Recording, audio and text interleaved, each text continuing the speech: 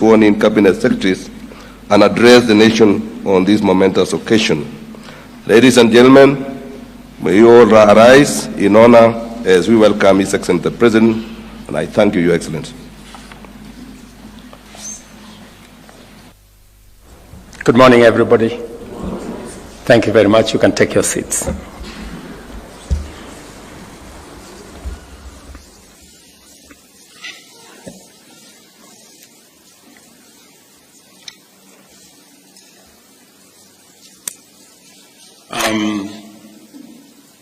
Friends, my colleagues, members of families,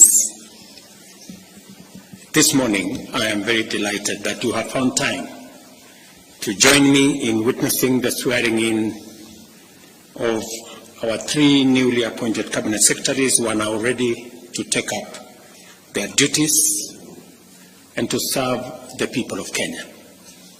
Without exception, all 3 of the new cabinet secretaries have extensive and diverse experience in both executive and legislative facets of our public service. For this reason, I am confident in the skills and capabilities that they bring to their new roles. I served with Honorable Kabogo and Honorable Kagwe in the National Assembly when they were elected to the 9th Parliament, and Honorable Kinyanjui later joined the legislature in the 10th Parliament. In addition to Honorable Kinyanjui's tenure as Assistant Minister, both he and Honorable Kabogo have served as Chief Executives of devolved governments. Honorable Kagwe, on the other hand, served in the Senate and was a cabinet member in 2 previous administrations. Both Honorable Kagwe and Honorable Kinyanjui have also chaired the boards of strategic national parastatals. With their strong mix of leadership skills and extensive experience in political, legislative, and executive capabilities, these cabinet secretaries are very well equipped to mobilize the machinery of government, drive them to deliver services to the people of Kenya, while steering inclusive development and economic growth that leaves no one behind. I wish to remind all of us that 2 years and 4 months ago, we secured our governing mandate based on an ambitious plan to propel our nation towards a prosperous future. The bottom-up economic transformation agenda is now well underway, with intensive and extensive work being carried out across the country in all priority value chains and cross-cutting enablers that constitute its strategic pillars.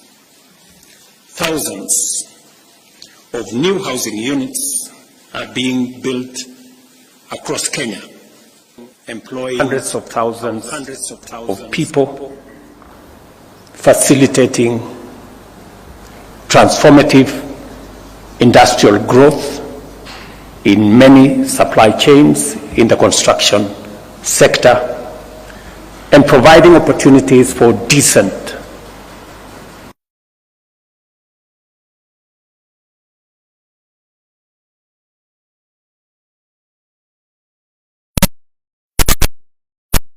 is also providing us with the opportunity to reduce on land fragmentation that is threatening our food security. On the other hand, productivity in agriculture and livestock has enabled sufficiency and self-sufficiency in critical crops, including maize and sugar, while community health promoters are actively delivering timely and quality primary health care services at the grassroots level as we make unprecedented strides in the universal health coverage plan. The digital and creative economy of our strategy is delivering last-mile fiber optic networks and digital hubs in every ward, Thousands of Kenyans have already tapped into the opportunities this sector offers, and we are only getting started. The hustler economy is also undergoing unprecedented transformation as we promote financial and regulatory inclusivity through our Hustler Fund and related regulatory frameworks. This ambitious transformation is unfolding in what we see as challenging economic times, marked by volatility in the prices of essential commodities, especially petroleum, while global conflicts, geopolitical disruptions in supply chains, and also in the context of an oppressive debt crisis fueled by an unfair global financial system and extreme weather patterns that is exacerbated by climate change. These factors have complicated our post-pandemic recovery, constrained fiscal space, and diverted resources from development to debt payment, disaster recovery, and climate action. As a result, our capacity to create opportunities at a pace that addresses unemployment for the growing youth population has been severely undermined. In this daunting context, the people of Kenya have tasked us with the responsibility of undertaking a historic transformation. We acknowledge the complex and dynamic challenges before us, but we remain determined to see through the implementation of our transformation agenda. This moment calls for extraordinary ability, strength of character, steadiness of purpose, clarity of mind, and devotion to our national values and principles of governance.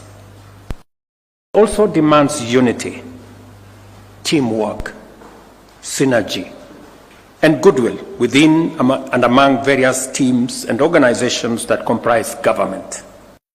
The cabinet is at the heart of this ecosystem. I therefore expect you to serve the people of Kenya with dedication, professionalism, fairness, and understanding. Specifically to my three friends. We know each other very well, and we've come a distance together. And I know for not this administration, but for the people of Kenya. At the Ministry of Agriculture, which I have some experience, there is underway a major transformation, a shift from consumption subsidies to production support. I was very impressed to see the Honorable Kagwe take on the questions from members of parliament with great understanding of where we want to go from here. And I am sure and confident that the transformation in the agricultural sector that is necessary from enhancing productivity, adding value to what we produce, and finding the routes to market for what we have produced is going to be front and center of your leadership of the team at the Ministry of Agriculture. Just to confirm to you that the procurement of fertilizer has already been undertaken. I will look up to you for leadership on how this fertilizer is going to get to every farmer to make sure that we eliminate any impediments, any shortcomings, the correct fertilizer to the correct farmers. And we have already seen evidence of what making sure that fertilizer is available and affordable, the kind of difference it has made in the productivity of our farmers. I am also clearly aware that you will pick up on matters to do with livestock. We did commit to the dairy farmers, for example, that we will be paying a minimum of 50 shillings. That has been done over the last 6 months. I will look forward to your leadership in making sure that that moves forward.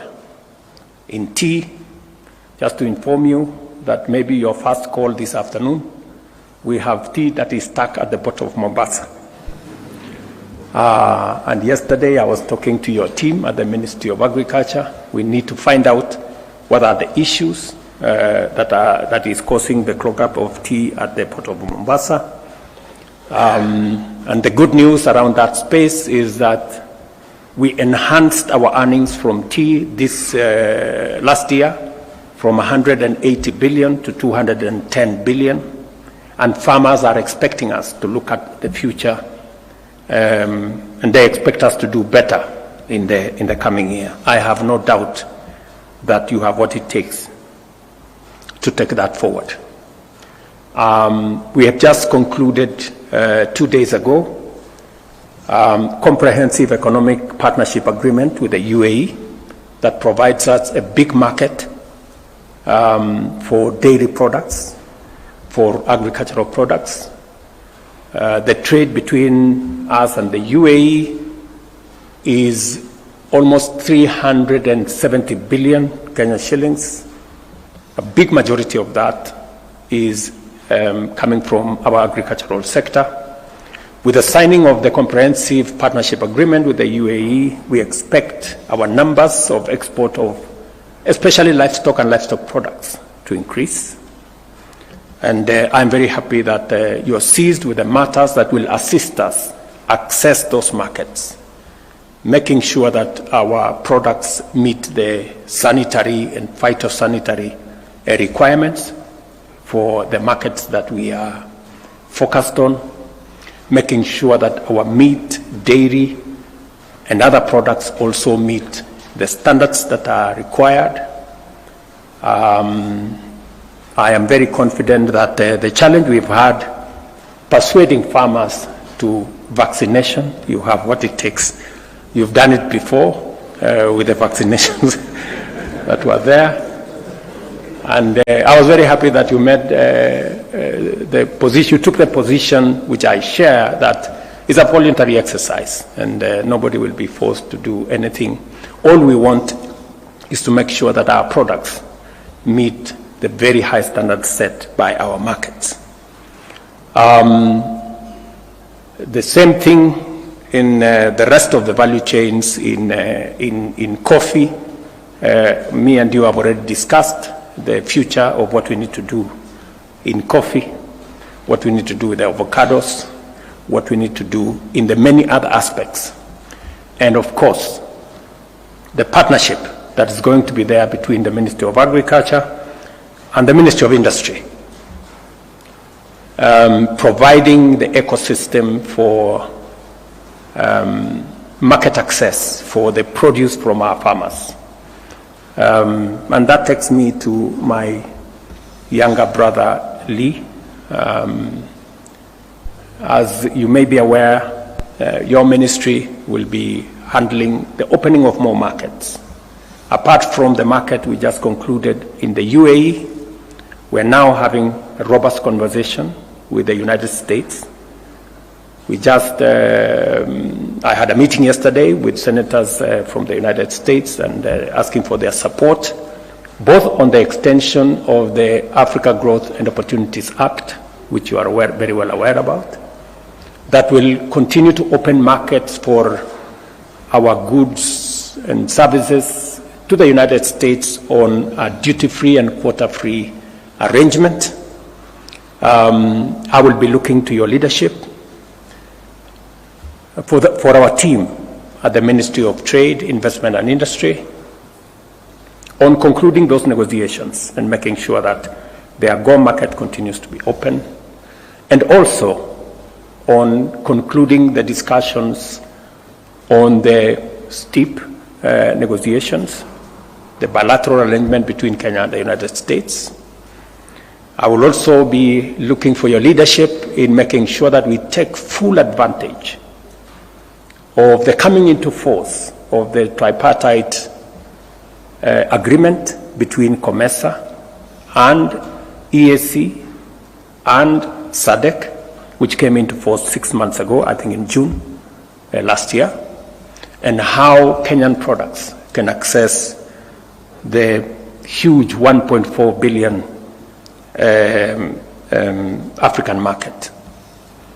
I will also be looking for your leadership in making sure that we conclude the 200 plus markets that we are building around the country, and working with devolved units, which fortunately you have been an executive in one of them, to make sure that our farmers have access to decent spaces for them to carry out their business.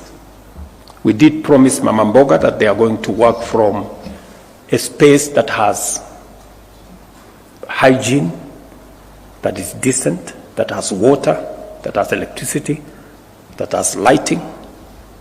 And already 200 of those markets are underway. We will be working with your ministry to make sure that we look at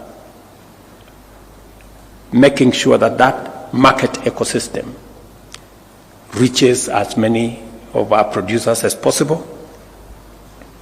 I will also be looking for your leadership in matters to do with processing of what the Ministry of Agriculture and Livestock will be producing.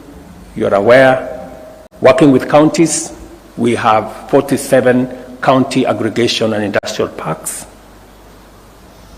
There is already a conversation between Government of Kenya and Government of India on how to equip those county aggregation and industrial parks and to establish common user facilities that will enable farmers and producers access to processing capabilities, value addition capabilities in that ecosystem. So there will be a full entry for you on how those will come into force. I will also be looking forward to you providing leadership on our special economic zones. As you're aware, we are establishing 6 new special economic zones in Dongo Kundu, in Sagana, in Thika, in Nakuru, both in Njoro and in Naivasha, in Eldoret, and in Busia. And just to give you a heads up, we will be in Busia on Wednesday, and probably you may want to find details of how that is going. I'm told it's going very well, but you will need to provide leadership in making sure that we conclude the first phase of all the special economic zones that we set out, because these are important